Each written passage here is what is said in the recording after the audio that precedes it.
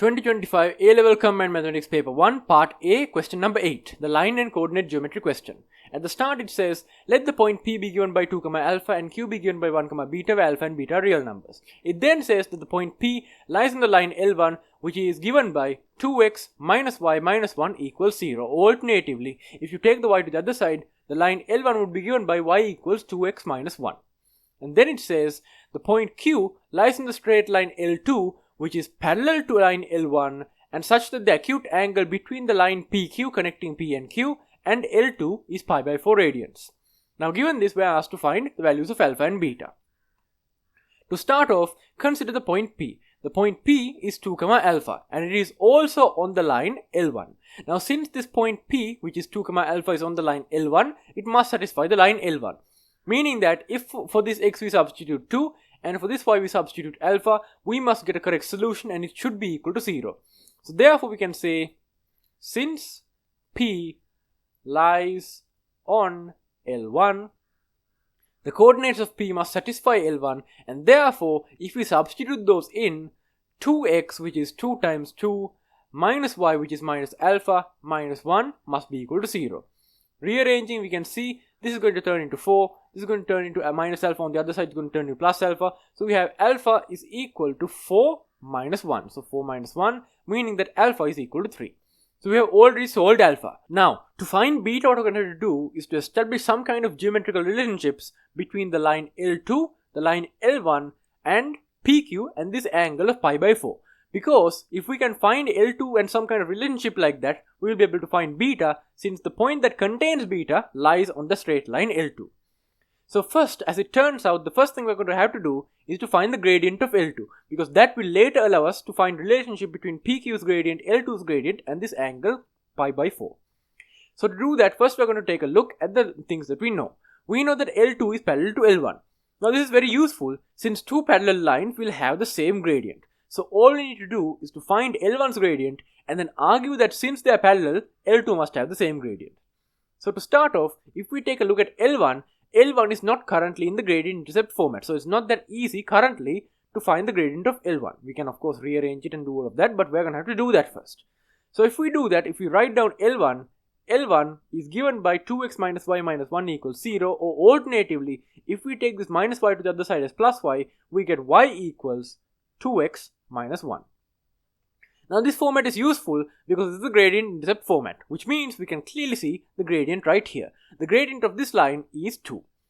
And now we can establish relationship between L2 and L1 by the fact that since L2 is parallel to L1, they must have the same gradient. So if we now write this, we can see that gradient of L2 is equal to gradient of L1, which is now plainly obvious to be equal to 2. So we can just directly write that it's equal to 2 since we've just showed about L1 in the gradient intercept format. So now we have the gradient of L2. What's next? Well, in order to establish this relationship as an equation, as in the relationship between PQ, L2 and the angle pi by 4 between them, we need to also find the gradient of PQ. Now the gradient of PQ is easy to find since we know the points that are lying on PQ, which are P and Q. So if we use these two, we know that if we have 2 points x1, y1 and x2, y2, the gradient of the line that goes between them is going to be y2 minus y1 divided by x2 minus x1. Therefore, if we write down here the gradient of PQ, it is going to be that same formula, which if we substitute P and Q, we're going to have y coordinate difference beta minus alpha divided by the x coordinate difference of 1 minus 2. So we're going to have beta minus alpha divided by 1 minus 2. Now alpha is known to be equal to 3, so we can substitute that in and say we have beta minus 3 divided by 1 minus 2, which is negative 1. If we rearrange this to the other side, if we swap these two, since we're dividing by minus 1, we get 3 minus beta. So therefore the gradient of PQ is now 3 minus beta. Now with this information, we can find a relationship between the gradient of PQ, the gradient of L2 and pi by 4. We can find that by the fact that if you have two lines like this, where one line has gradient m1 and the other line has gradient m2, and there's an angle theta between them where theta is some positive angle, then the tangent of theta will be equal to the modulus of m1 minus m2 divided by 1 plus m1 m2. This can be derived by the fact that the angle theta is the difference of angles between this angle here and this angle here, where this angle is the angle from the x-axis up to the line m2, and this angle is the angle between the x-axis and the line m1. I'm not going to go into that derivation, but we can use this fact in order to find the relationship between the gradient of PQ, the gradient of L2, and pi by 4. So, since the angle between the two lines is pi by 4, we can see that the tangent of pi by 4 would be equal to the modulus of the first gradient minus the second gradient divided by 1 plus the first gradient times the second gradient. Now in this case, we have the two gradients of 2 and 3 minus beta. If we substitute those into here, we can see we get 3 minus beta minus 2, or we could have 2 minus 3 minus beta. That both would be the same thing, but I'm going to go with this one. On top and on the bottom, we have the product of the two gradients, which is going to be 2 times 3 minus beta. Now if we simplify this a little bit, on the left side we have tangent of pi by 4, which is going to be equal to 1, and then on the right side we have 3 minus beta minus 2, which is 1 minus beta modulus, 1 minus beta modulus, 1 minus beta modulus, divided by this bit right here, which is 1 plus 2 times 3, or 6, and minus 2 times beta. So 6 plus 1 minus, which is 7, minus 2 times beta, so minus 2 beta. Now, if we square both sides, we can see that we're going to get, if we actually, I'll skip this step right here and directly go to squaring them. If we square both sides, on top we get 1 minus beta squared, on bottom we get 7 minus 2 beta squared, and on the right side, on the left side we get 1 squared. Now, if we simplify this down, we're going to take this thing to the left side like this, and on the right side we're going to have 1 minus 2 beta plus beta squared. On the left side, if we simplify this thing down, we're going to have 7 times 7, which is 49, minus 2 times 7 times 2, which is going to be minus 28 beta, and then plus negative 2 beta squared, which is going to be 4 beta squared. Now if we simplify this down by taking all of the things on the right side to the left side, we can see we have 4 beta squared minus beta squared, which is going to give us 3 beta squared, and then we have minus 28 beta minus 2 beta, which is going to give us minus 26 beta, and then we have 49 minus 1, which is going to give us 48, so plus 48, and this is all equal to 0.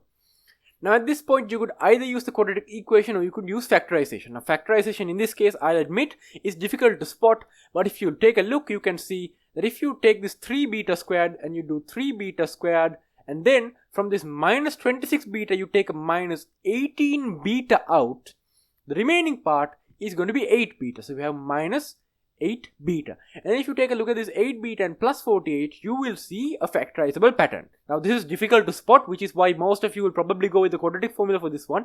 However, if you try to spot the factorization somehow, you will find it easier to do. Now in this case, we can see from this thing, if we take out a 3 beta, on the front we're going to have just beta, and on the back we're going to have minus 6. So if we do 3 beta out, we're going to have beta minus 6 in this thing's factorization.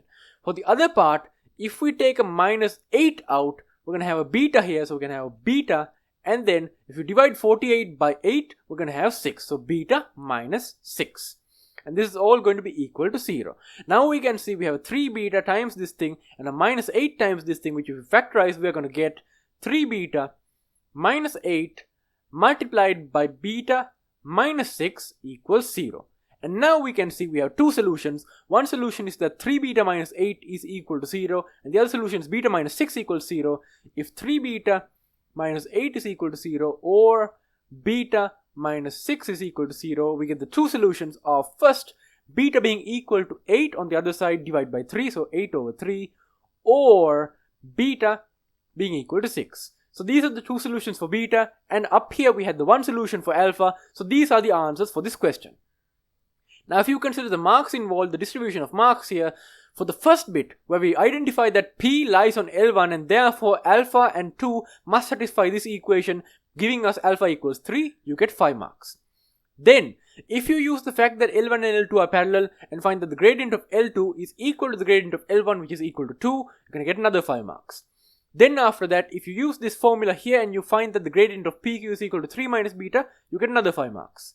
And then over here, if you use the fact that the tangent of the angle between the two lines is equal to the modulus of one of the gradients minus the other gradient, divide by 1 plus the two gradients product, you're going to get another 5 marks. You could either get that 5 marks from this thing or maybe a simplification of it.